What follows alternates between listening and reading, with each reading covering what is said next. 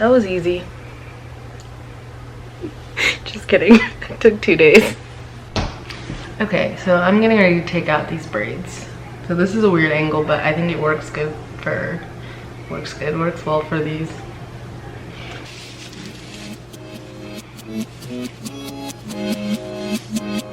It's time to let go. Find where the hair is, it stops here. So I got a little bit below that, and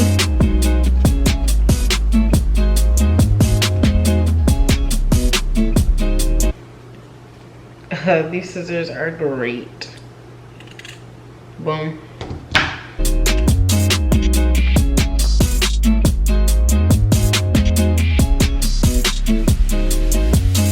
Short, light hair. It's been so long. And it's only gonna get lighter and shorter.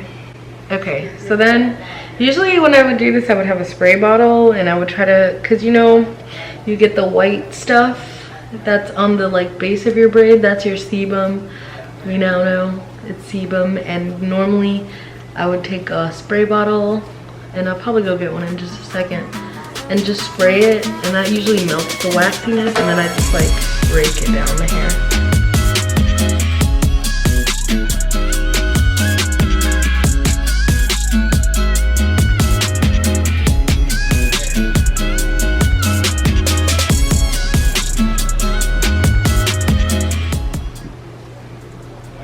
There it is. That's sebum. I used to think that was like dirt or something, but it makes more sense.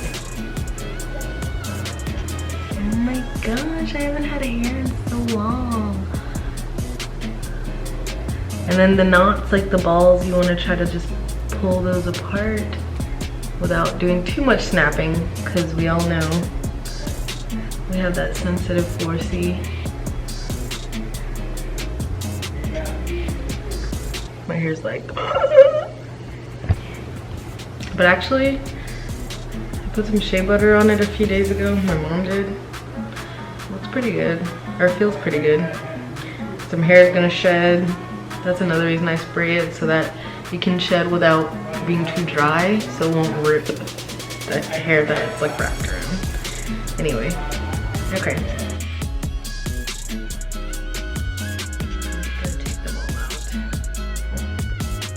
Good morning.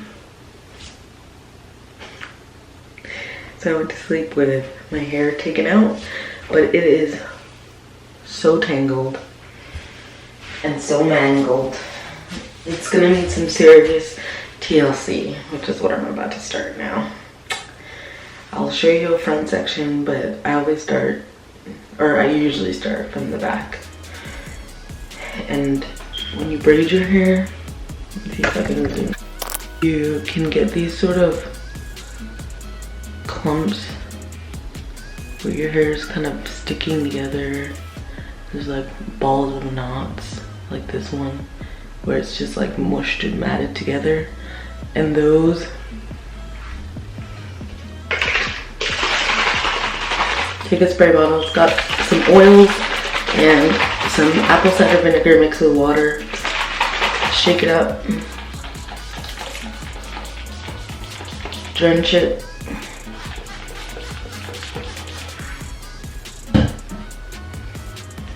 and then I just do my best. So usually if you can massage some of that oil away, it'll start to loosen up the knot. And I just kind of stroke downwards, because like I said before, that like oily, dirty looking stuff that I used to think was dandruff is actually just sebum that was building up at the bottom of your braid because it couldn't slide into your hair because of the braid. But basically just kind of work it, and there's gonna be breakage, like just that's gonna happen, but we hydrate it so that it's not too big of a deal. And I just start from the bottom with like a decent toothed comb. And then when I get to that part, I just kind of want to be careful and just kind of come in and out. And I probably won't be too careful the whole hair, or else I'll be doing this for 20 hours. But you want to be like kind of careful.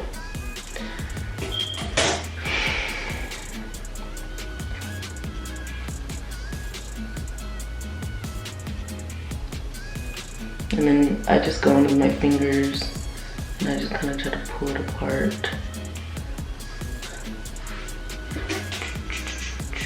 And then again from the bottom. It's probably easier to do this, ouch, as you take out each braid.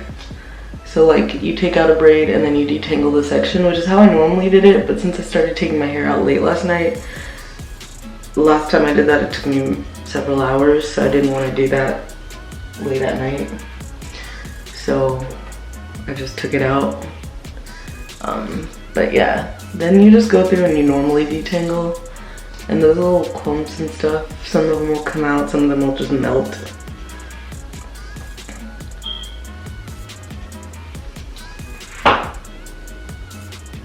It's not a big deal because we have so much hair. Yeah, and like if there's like a knot, sort of like. See, and that's like a whole bunch of dust and lint and stuff on top of stuff. That's what I'm trying to get out.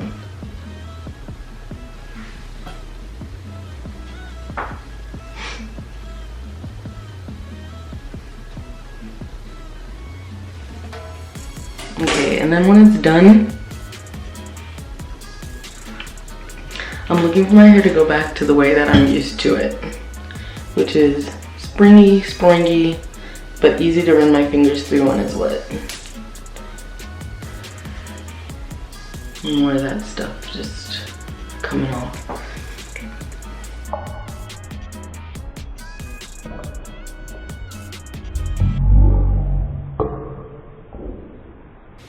And then that is the 4C we all know and love. And it's gonna shrink like hell. So all this height is gonna be like by the time I'm done. But we're worried about health and detangling. So this is the same section. I just thought I would show what it looks like when it's done.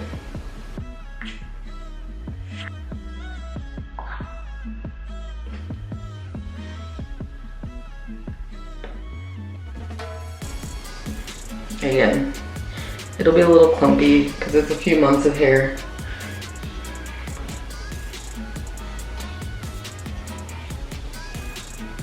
Other people are way more careful than I am, but I gotta get this done. I'm not trying to do my hair for the next 48 hours.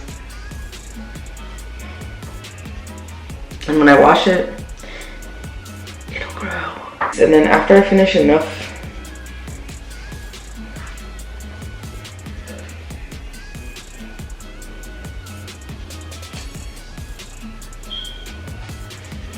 and remember, there should be a lot of oil that you're spraying. And after I finish enough, I'll just twist it. Fun fact, these sort of clumpy knot things are the same thing that you get when you have locks. And when I had locks, I used to pick at them. The clumps. Bad idea. But yeah, you can do that to tie off sections, because it's gonna take me a minute to get through this. Okay, I need to get over how long it's gonna take. And then another one. This one's in the front, so that'll be easier to show.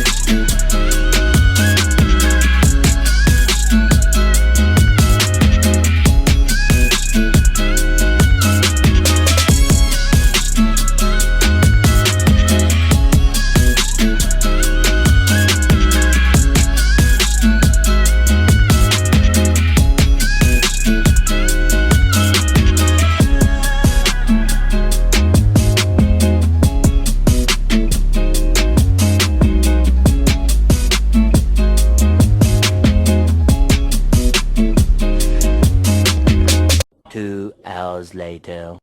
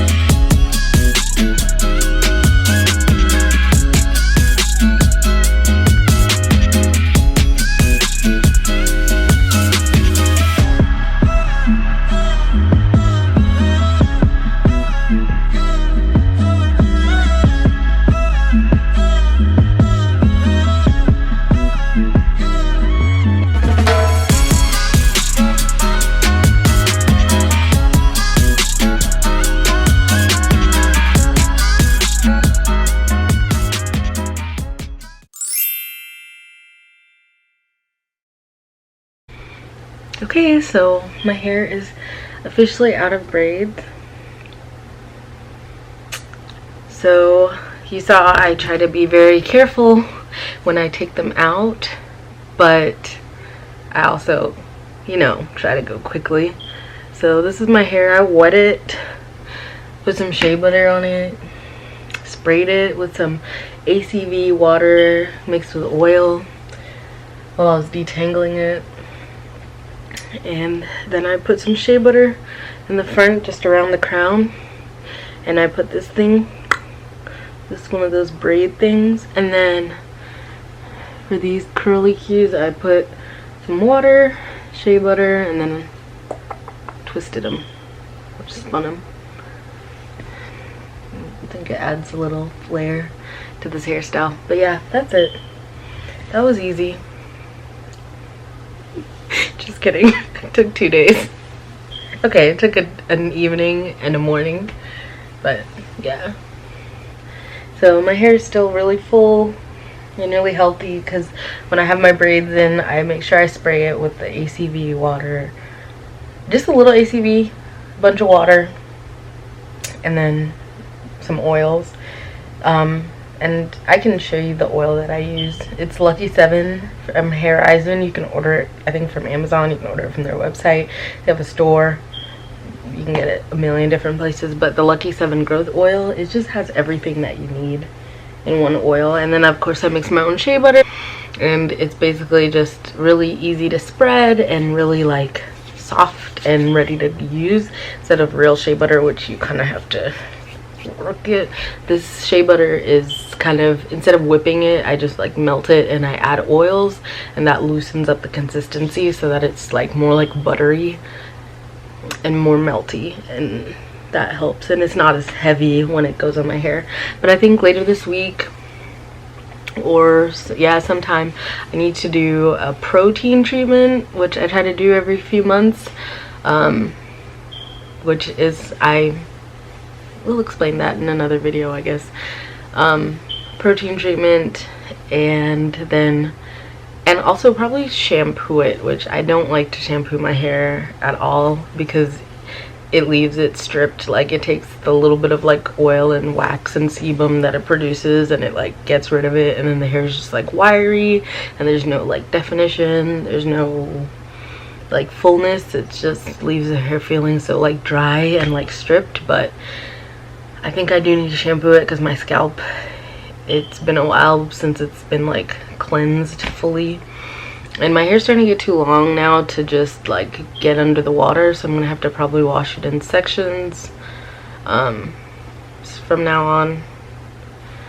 But my hair's still too short, so then I have to have like a million sections.